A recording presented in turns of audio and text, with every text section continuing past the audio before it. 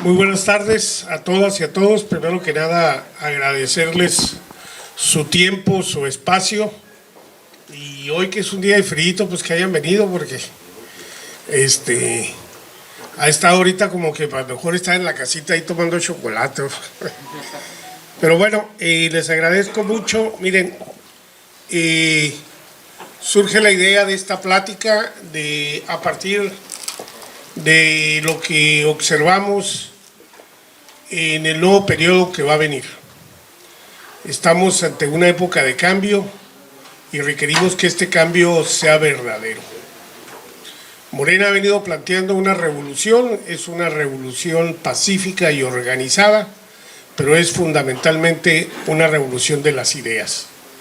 Y es ahí donde queremos contribuir con algunas ideas que hemos venido desarrollando, aprendiendo a través de nuestra militancia política. Y por supuesto, agradezco a todos ustedes su tiempo, su espacio, los compañeros que vinieron de Comondú, muchas gracias por venir desde allá, estar por acá, y a todos y cada uno de ustedes les agradecemos mucho que el día de hoy nos acompañen. Habíamos pensado un poco por el espacio allá afuera, pero el frío nos dijo no, vale más aquí adentro, porque pues ha estado dura la temperatura. Miren, prometo no alargarme mucho, si acaso unas 2 horas, cuando mucho. Vamos, la plática está puesta para realizarse más o menos en 50 minutos, de 40 a 50 minutos, y posteriormente abriríamos la participación, opiniones, preguntas, dudas, etcétera. Miren, empiezo diciéndoles, pues prácticamente creo que todos los presentes nos conocemos. En lo personal tengo una militancia de hace ya 43, 44 años, ya hasta para decirlo a veces la pienso. Y a lo largo de todo este tiempo, pues uno va asimilando nuevas acciones y nuevas ideas en términos de la política. Yo llegué en aquel entonces a PRT, Partido Revolucionario de los Trabajadores, un partido con posiciones muy radicales dentro de la izquierda. Y bueno, como es sabido, siempre nos hemos mantenido de este lado, nunca hemos chapulineado, como se dice. Siempre hemos estado acá y nos ha tocado fundar el proyecto de Morena junto con todo un grupo de amigas, amigos. Por eso te agradezco mucho, Miriam, que nos acompañes acá. Venir desde por allá de Constitución y demás. No sé si hay alguien más de afuera. Toyes, ni con sombrero te reconocí, pensé que era mi competidor. Dije, vino el Tano a escucharme. El fantasma ya. Vamos hoy a tratar de desarrollar estas ideas. Miren, partimos de la llamada Cuarta Transformación. Es muy común en el discurso recurrente de los morenistas hablar de la Cuarta Transformación. Sin embargo, muchas veces no tenemos claridad en términos de lo que es la Cuarta Transformación. Como ustedes saben, este es un proceso histórico que hemos vivido en este país desde la independencia, que es conocida como la primera transformación, habernos independizado de España, haber logrado esa independencia a través de una lucha armada que costó muchas vidas. Obtuvimos esta independencia a base de la lucha del pueblo. Como ya saben también, toda una serie de héroes nacionales que estuvieron ahí presentes, pero que lo fundamental fue el pueblo de base quien hizo la lucha de independencia. Bienvenidos, pásenle. Mientras más somos, menos frío vamos a tener. Pásenle por acá hay lugar, mi regidora, véngase. Me gusta. Por favor. Por favor, tomen asiento. Acá hay otro lugar, señora. Bien, entonces, esta primera gran transformación fue el parteaguas para este país. Como sabemos, América Latina en general se encontraba en aquella época pues dominado, gobernado por España, lo que se conocía como la Nueva España. Y bueno, en aquel momento se dieron toda una serie de movimientos libertarios, sobre todo en el caso fundamental que nos ocupa de la independencia de México, se da a partir de la influencia de la llamada Constitución de Cádiz. Es una constitución liberal para la época, pese a que gobernaba la corona española. La Constitución de Cádiz se plantea como una vanguardia en ese momento en términos de las ideas y la filosofía que lleva a cabo esa Constitución de Cádiz. Y bueno, esa influencia de estas ideas de la Constitución de Cádiz llegan a América. Por supuesto, México se encuentra en el torbellino de las ideas y es impulsada esta independencia fundamentalmente en su momento por una clase representativa, vamos a decirlo, por los criollos. Son los que encabezan esta independencia buscando ser independientes del poder de España, porque había una diferencia social importante entre españoles y criollos. Claro que a esta lucha se suma el pueblo, las comunidades indígenas, los pueblos afros, el pueblo en general se suma a esta independencia. Hemos de decir también que la Iglesia y buena parte de los miembros del clero se sumaron a esta lucha, en diferentes motivos. Sin embargo, hay un asunto fundamental.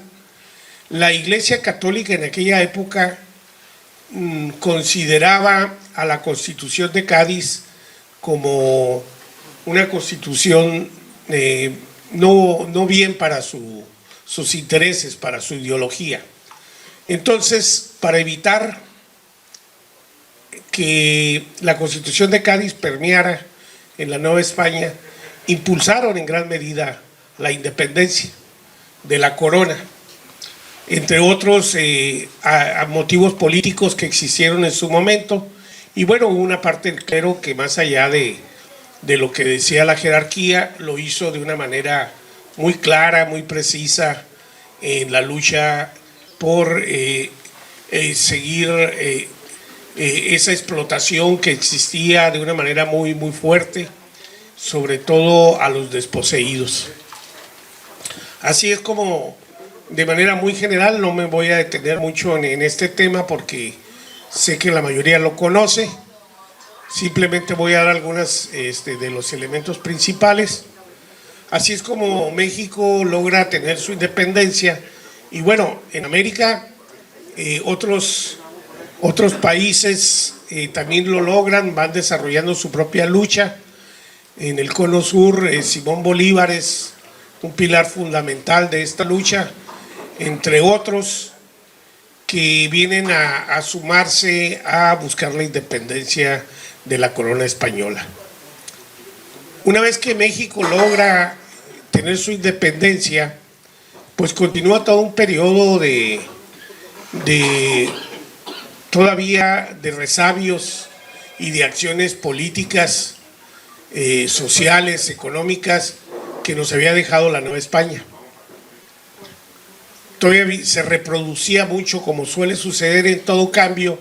El cambio lleva un proceso de asimilación y poder avanzar en términos generales con ese cambio que se estaba dando al independizarnos.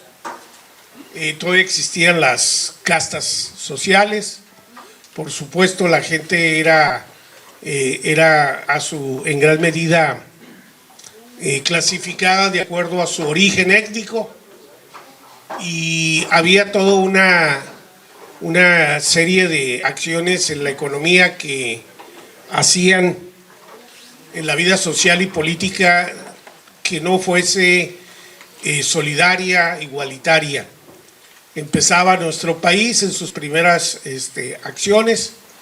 Sin embargo, viene un segundo momento de gran importancia en nuestro país, que es la reforma.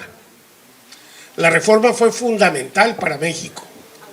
Gracias a estos pensadores de la reforma, que pues como todos sabemos, Benito Juárez es el más conocido, el más connotado, pero sin embargo hubo toda una serie de pensadores, Ignacio Altamirano, Melchor Ocampo, Guillermo Prieto, etcétera, etcétera, quienes vinieron a aportar toda una serie de ideas en términos de la consolidación de un país.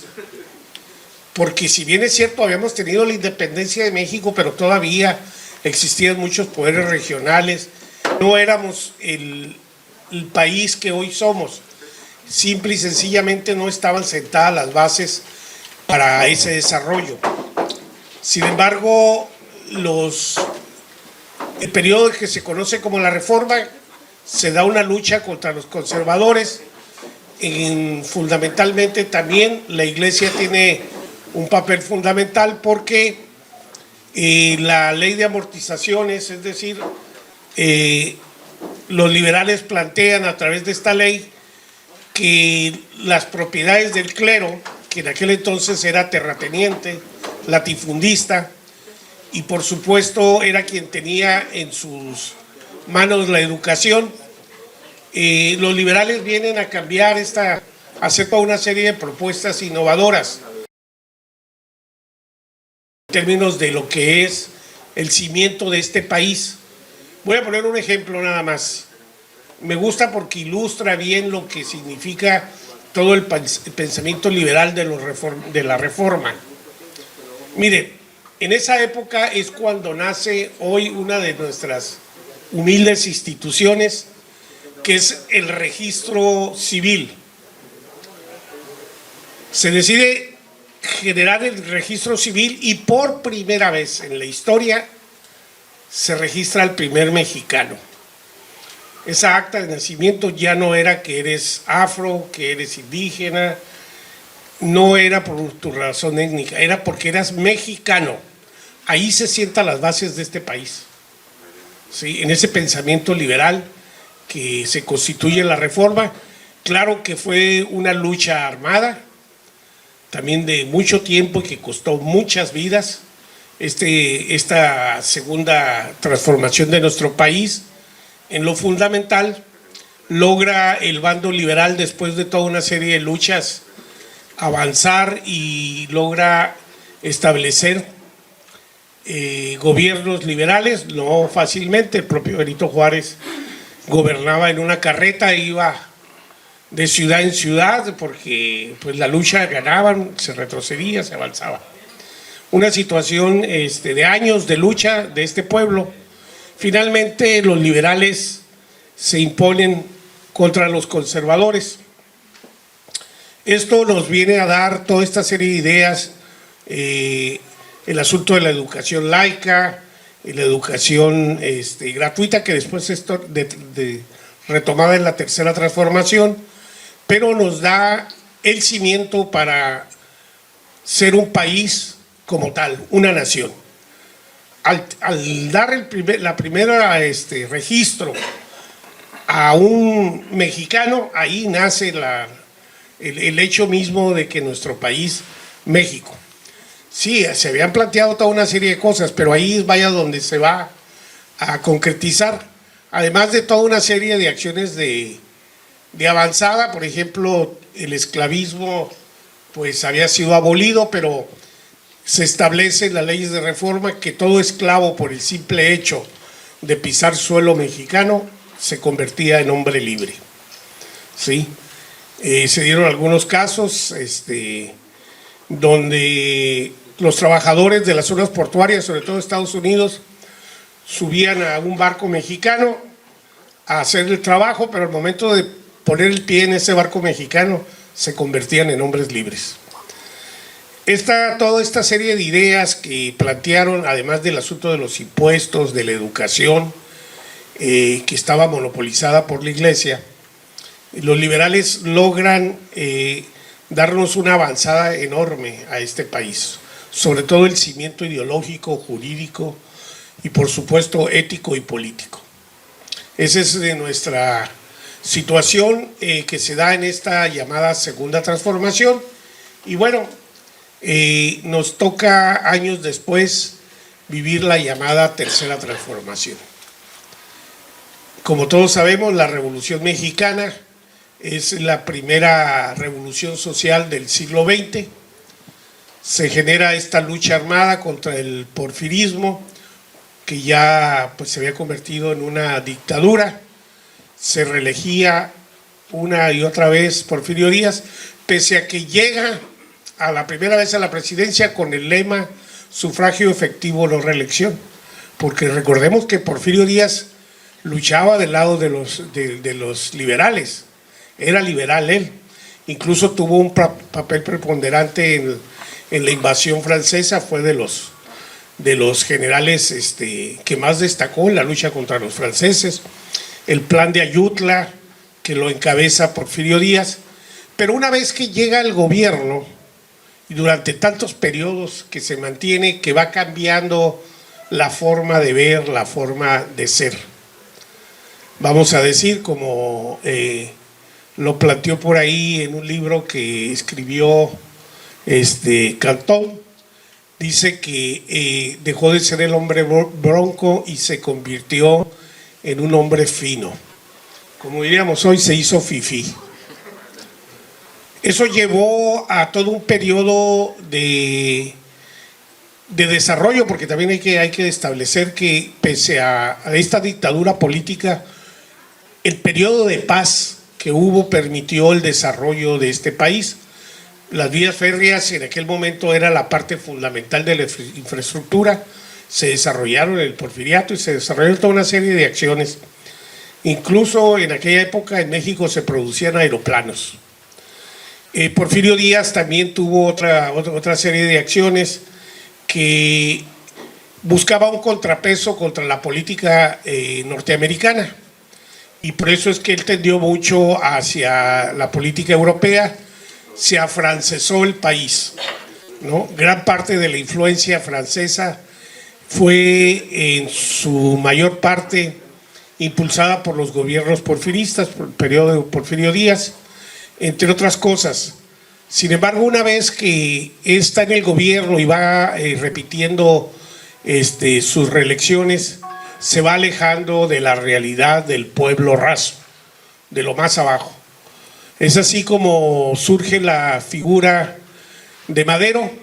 Madero, un hacendado pues rico, de la clase pudiente, va por primera vez a entrevistarse con Porfirio Díaz y le plantea que él quiere lanzarse no a la presidencia, a la vicepresidencia, y le dice: Porfirio, quiero que tú seas el candidato a la presidencia. Porfirio Díaz le dice: no, yo ya me voy a retirar, etcétera, etcétera.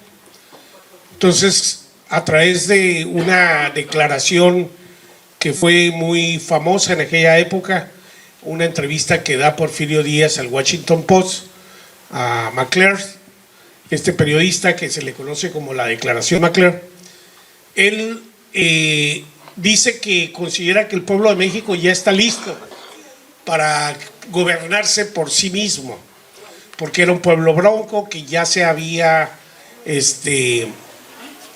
logrado hacerse más fino pues, en términos de las instituciones, de las políticas públicas. Esa declaración genera que nuevamente Madero va a buscar a Díaz y Díaz le dice: no, lánzate tú a la presidencia. Madero lo hace, se genera toda una serie de acciones fundamentales de la acción política, que fueron los clubes antireeleccionistas. Un grupo de amigos se reunía y ahí iba cundiendo esta idea, y Madero tiene una gira exitosa por el país. Es recibido donde quiera que llega por la multitud, por el pueblo raso, un apoyo enorme. Ante esta situación, el propio Porfirio Díaz se da cuenta que no era simplemente un candidato, que estaba la posibilidad de que ganara, y nuevamente se inscribe a la presidencia.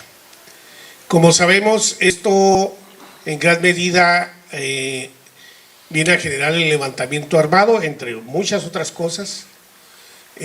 Por un lado, en el sur, Zapata con la reivindicación Tierra y Libertad, que era una rebelión campesina, fundamentalmente en el estado de Cuernavaca, toda esa región, y en el norte se encabeza una rebelión por parte de Francisco Villa, quien va en su momento a convertirse en un pilar fundamental de la lucha revolucionaria.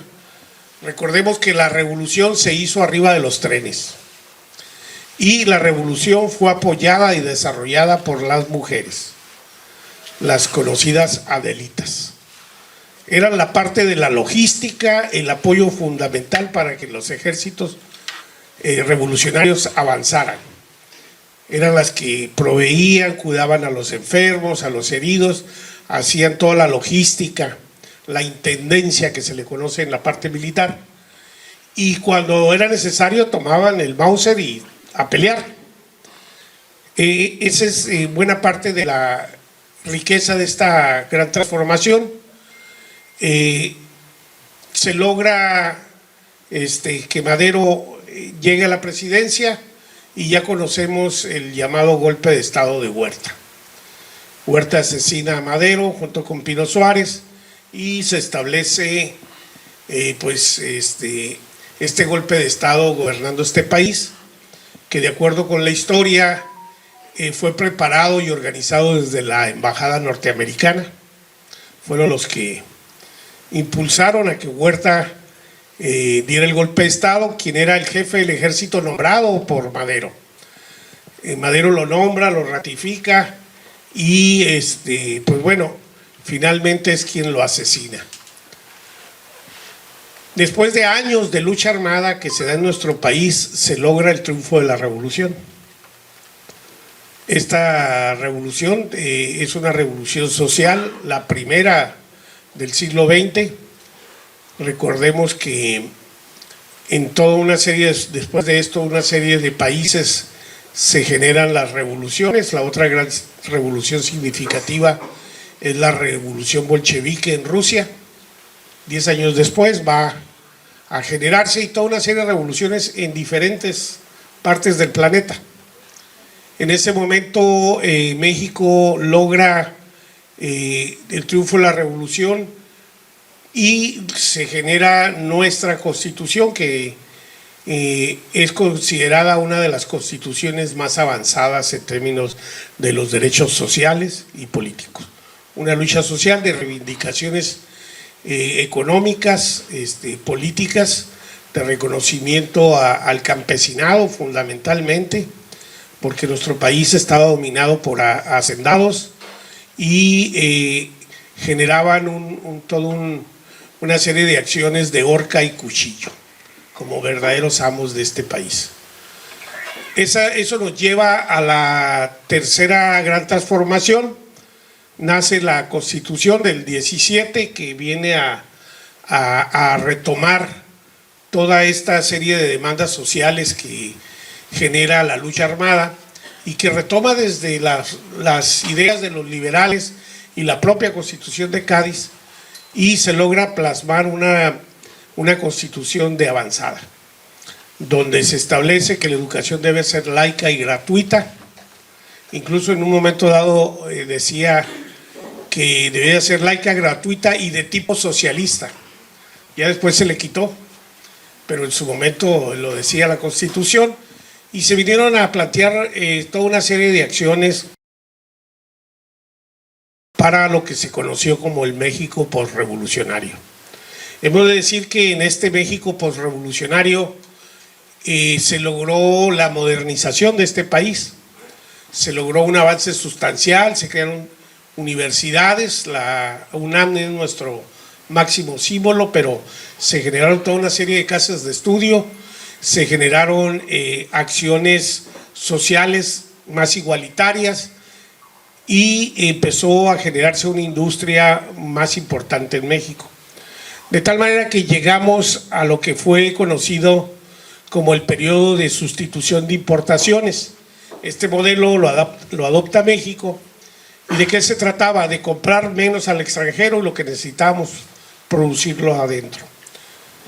La llegada de la Segunda Guerra Mundial le da un impulso fundamental a la economía mexicana, porque nos convertimos en proveedores de materias primas y de toda una serie de elementos que requería la guerra mundial, sobre todo con nuestros vecinos, que eran los que fundamentalmente vinieron a comprar toda esta serie de materiales, y eso hace un crecimiento importante de la economía en México y genera una industria nacional importante, genera bases para la modernización de este país.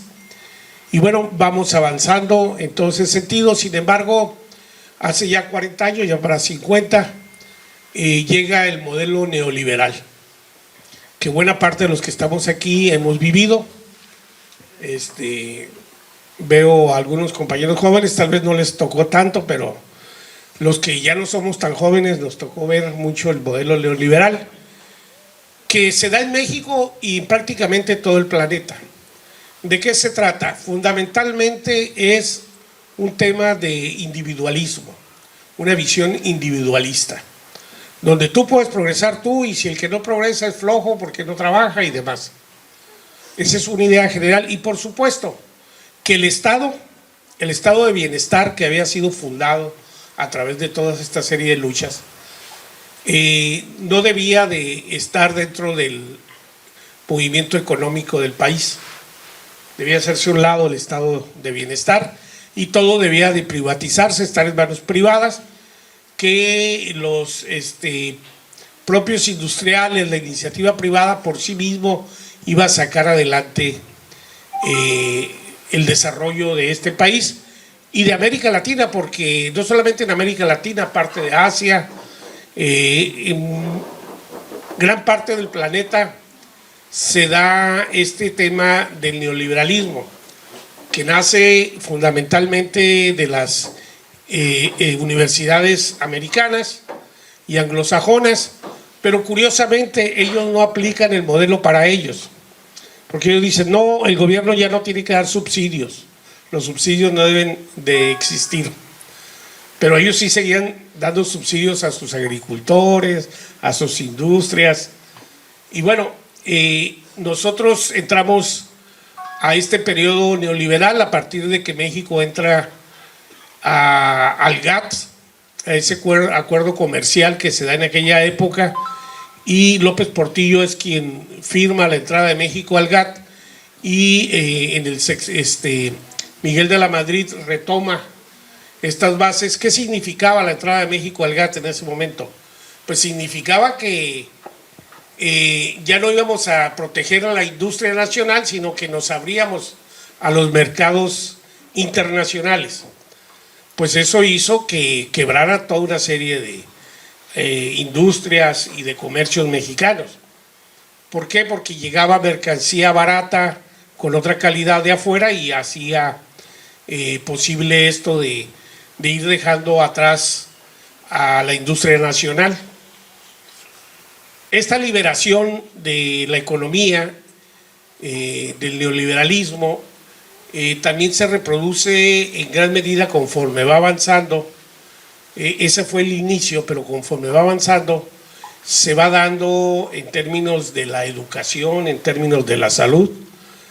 Por ejemplo, vemos que en los últimos periodos surgieron universidades privadas por todos lados, muchas de ellas paptito, una que otra se puede salvar, que tiene una capacidad importante, pero llegamos al extremo del liberalismo hasta donde las cárceles estaban privatizadas.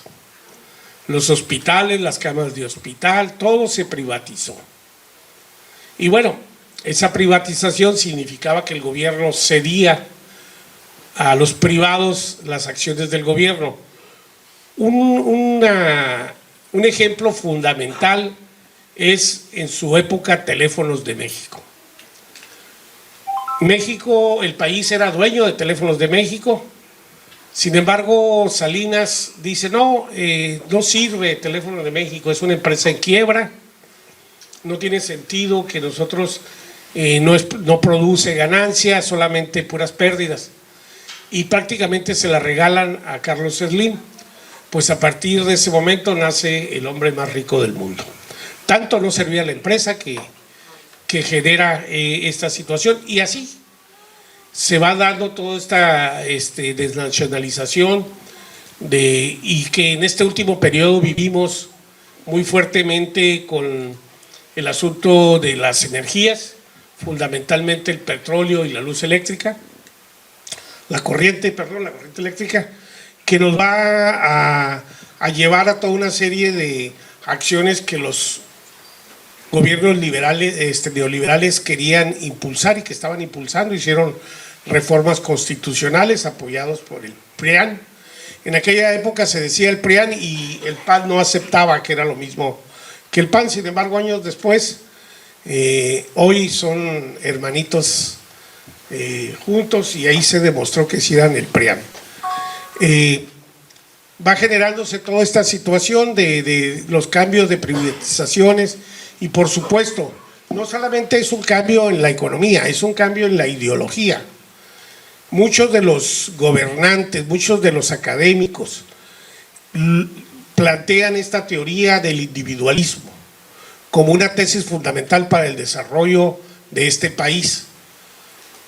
Ante toda esta situación, pues como sabemos, el neoliberalismo al final del día fue un modelo económico fracasado. Lo único que generó fue más pobreza, una alta concentración de la riqueza, y prácticamente en todo el mundo ha venido siendo desconocido este modelo por su ineficacia, su incapacidad de poder generar desarrollo social y poder generar más igualdad, poder generar mayor riqueza a los que menos tienen. Hay una concentración enorme de la riqueza en este país. Contamos con 28 mexicanos en las listas de los más millonarios del mundo actualmente, pero también tenemos a 15 millones de mexicanos en pobreza extrema. ¿Qué significa esto? Pues que viven con $1 al día. ¿Sí? $1 al día, ¿qué les gusta? 20 pesos, ¿quién va a vivir con eso? Hay 15 millones de mexicanos en esa situación en este momento que estamos aquí. México, esa contradicción, esa desigualdad de la repartición de la riqueza ha sido uno de los problemas fundamentales, aunado a la corrupción y por supuesto a la falta de oportunidades de empleo y de educación. Miren, yo recuerdo hace años de haberle escuchado, antes de que fuera presidente, el licenciado López Obrador, decir algo que me iluminó, vamos a decirlo. Él dice: las universidades mexicanas hacen un examen de admisión con la idea de sacar a toda una serie de muchachos que no puedan ascender a la universidad. Lo hacen porque no le están invirtiendo en la educación, pero además de eso desconocen su propia educación. La Secretaría de Educación Pública a un muchacho que sale de la preparatoria le da un certificado que lo hace apto para entrar a una universidad, misma que es sancionada por la Secretaría de Educación Pública. Los reprueban. No pasaste el examen. Oye, pero si tú me estás dando un certificado donde yo estoy capacitado. Por eso López Obrador dijo, las famosas exámenes de admisión no deben existir.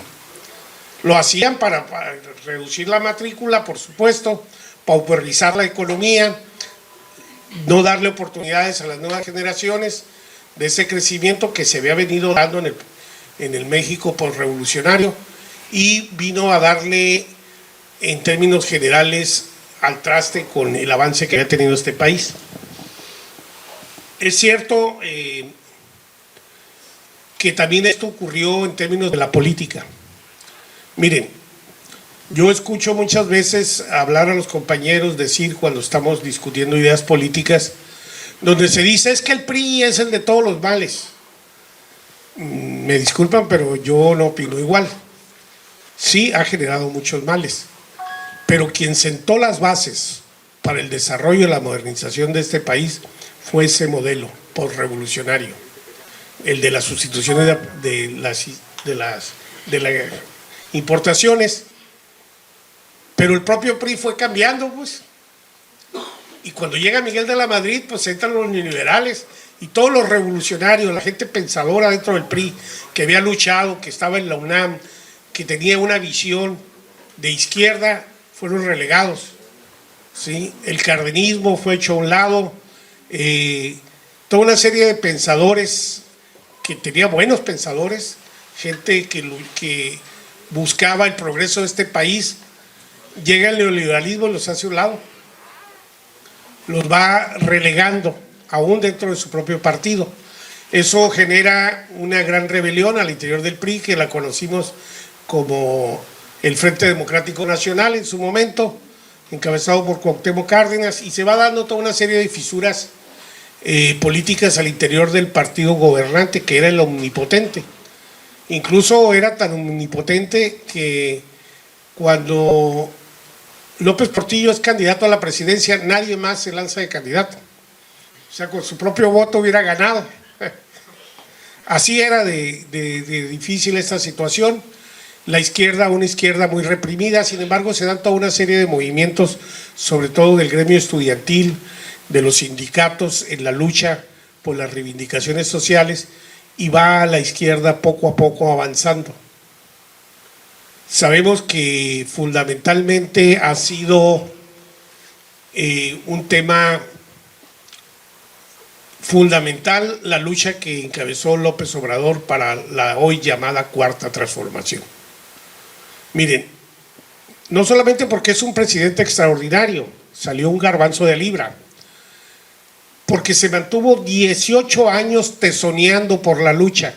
Cualquier otro en la primera que le hicieron fraude se hubiera ido a su casa o hubiera negociado un puesto. Al día siguiente del fraude, el licenciado López Obrador seguía trabajando, recorriendo este país. Le tesoneó, le trabajó y fue poco a poco organizando la lucha de la izquierda hasta lo que hoy llegamos a la fundación de Morena. Y bueno, Morena nace como un instrumento, recordemos que los partidos son eso, un instrumento para buscar la transformación. Los partidos no son la transformación, eso tenemos que tenerlo claro, porque muchos compañeros nos equivocamos en esta visión. Es un instrumento, es como el campesino que tiene su asadón, va y a la tierra la remueve para sembrar su semilla. Esos son los partidos políticos. López Obrador llega con este instrumento, Morena, y recibe 30 millones de votos masivamente en el 2018. Eso, 9 años después, nos tiene acá. Gobierna 23 gobiernos, una cantidad enorme de presidencias municipales, diputaciones locales, síndicos, regidores, es mayoría en la Cámara de Diputados Federal, en la Cámara de Senadores. Un fenómeno político nunca visto en toda América Latina. Este crecimiento es exponencial que tuvo Morena y que incluso en la última elección interna que tuvimos, no antes de haber pasado una serie de tropiezos, si recuerdan, nos llevaron a las demandas ante el Tribunal Electoral, donde hubo este encontronazo entre la compañera Jacob Polensky y la contadora Berta Luján, donde no pudieron llegar a un acuerdo político, tuvo que irse a tribunales. Y esos tribunales, por primera vez en la historia de este país, meten la mano dentro de la vida interna de un partido, Morena, para designar a través de una encuesta a su dirigente, actualmente Mario Delgado, y a la compañera Citlali. Sin embargo, esa medida nos da una estabilidad y se va retomando toda la acción organizativa. Morena, fundamentalmente desde su fundación a la fecha, es impulsada por mujeres. Las mujeres son las que están en el trabajo político diario. Yo donde voy veo que la mayor parte que participa en la colonia, en el campo pesquero, en el ejido, en el rancho, en la acción política son mujeres. ¿Sí? Y esa es una base fundamental que tiene Morena. Por eso este cambio que tenemos por enfrente de poder tener por primera vez en la historia una mujer en la presidencia es fundamental.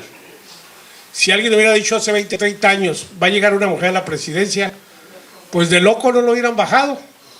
Porque recordemos que venimos de una cultura machista. Nadie podía en aquel entonces concebir que una mujer fuera a ser presidenta de este país. Hoy estamos ante ese cambio, esa posibilidad real. Y aquí es donde entra el tema de la cuarta transformación. Miren, este periodo neoliberal lleva un desprestigio enorme de la clase gobernante. Y sin duda alguna, a una irrupción de la clase popular. Salen 30 millones de mexicanos masivamente a participar a las urnas y a votar por el licenciado López Obrador. El licenciado López Obrador ha sido el liderazgo fundamental para este fenómeno político, Morena y la llamada cuarta transformación. Pero estamos ante un reto enorme, que es que en este próximo periodo ya no va a estar el licenciado López Obrador. Necesitamos consolidar lo que hemos avanzado y dar un salto a nuevas acciones que nos signifique una redistribución de la riqueza mucho más equitativa. Miren, el paradigma nuestro de la izquierda hace años, sobre todo los que estábamos en la izquierda llamada marxista, planteábamos la idea de hacer una revolución armada para quitarle a los ricos y darle a los pobres. Fundamentalmente, así de una manera muy burda, eso era lo que se planteaba. Actualmente se está planteando una revolución pacífica y organizada para una redistribución de la riqueza vía el ingreso. ¿Qué significa esto? Pues que aumenten los salarios, como lo ha hecho López Obrador, ha aumentado 110% de los salarios. Los neoliberales decían, si se aumentan los salarios va a quebrar la economía, se va a colapsar, va a generar inflación. El licenciado López Obrador en su periodo ha generado una economía estable, somos uno de los países con mejor crecimiento económico a nivel mundial, tenemos una inflación controlada, pese a la pandemia no se pidió un solo peso prestado al extranjero, que eso era casi todo el que llegaba a pedir, pues si ellos no pagaban, pagábamos nosotros. Toda esta serie de condiciones lleva al triunfo de Morena y sin duda su avance. Sin embargo, aquí es donde entra el tema fundamental del giro a la izquierda. Miren, para que nosotros podamos hacer un cambio verdadero necesitamos interiorizarnos en la idea de la revolución pacífica y organizada, cambiar nuestra mentalidad y nuestra forma de hacer política. En Morena en este momento todavía seguimos haciendo una forma de hacer política del viejo molde contra el que luchamos. Todavía se da y se da fuertemente. El licenciado López Obrador allá está haciendo su trabajo, pero acá abajo nos falta mucho. Sí, nos falta todavía mucho por avanzar. La cuarta transformación no es simplemente porque llegamos al gobierno, ya se dio. Es un proceso de mediano y largo plazo. Y es ahí donde la militancia de este instrumento político que es Morena toma una acción fundamental que nos pueda permitir avanzar en el llamado cambio verdadero.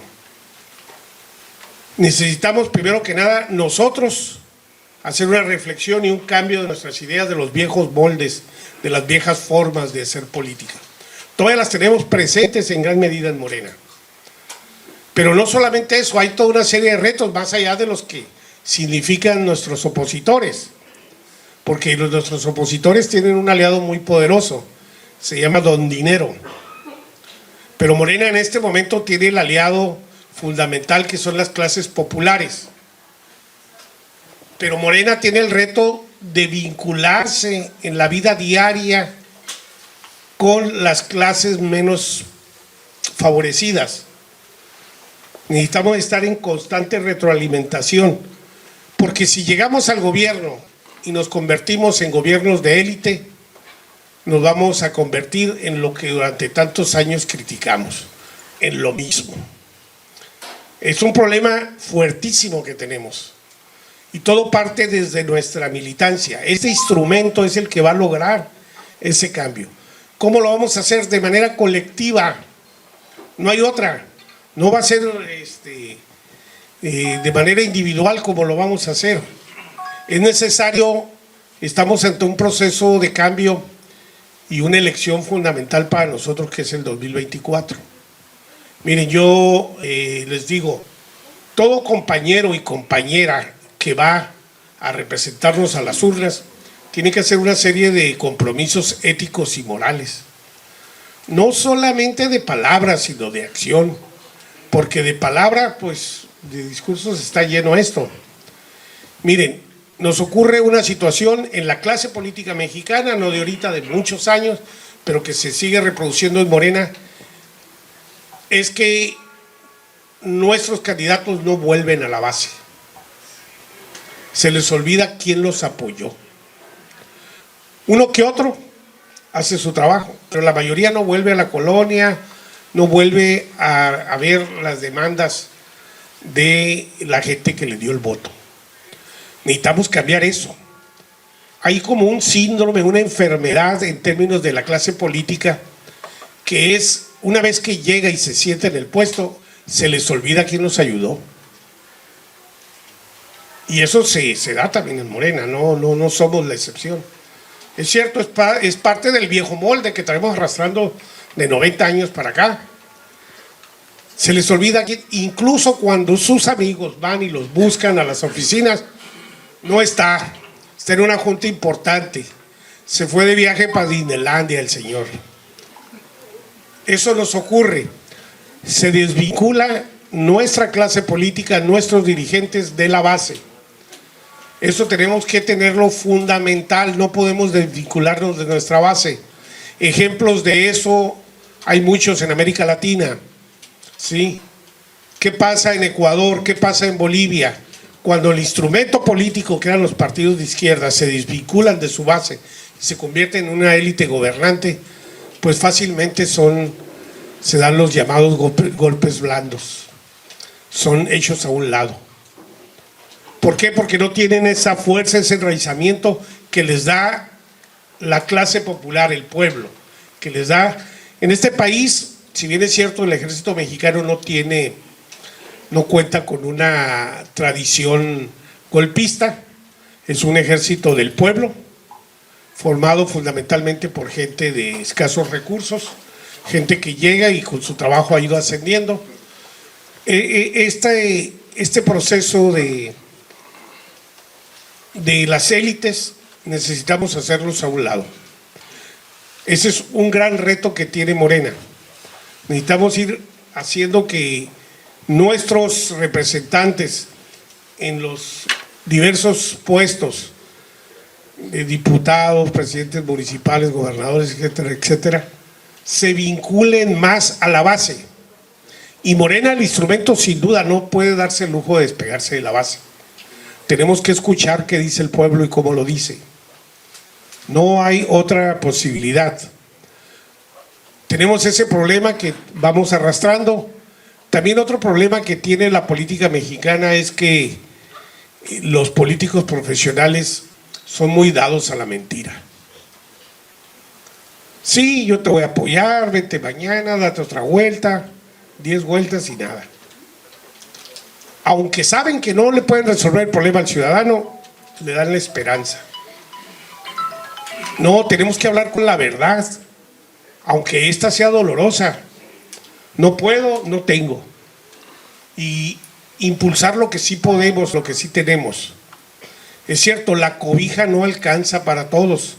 Es tal el asunto de la desigualdad y las contradicciones que vivimos en este país, que difícilmente en 5 años se va a lograr una transformación. Pero nosotros, los militantes de Morena y nuestros próximos candidatos, deben tener una idea clara, que no se trata de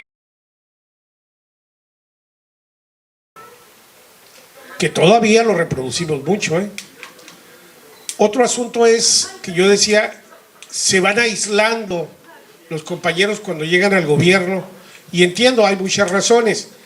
La propia dinámica del trabajo cotidiano, etcétera, etcétera. pero se van haciendo especies de burbujas que son las que finalmente toman las decisiones y que no ayudan a los gobernantes, por el contrario, los van poco a poco cercando. Necesitamos una visión más plural, más abierta, más combativa. Si no lo hacemos, insisto, vamos a lo mismo. Este es parte de lo que tenemos que ir haciendo dentro de nuestros retos.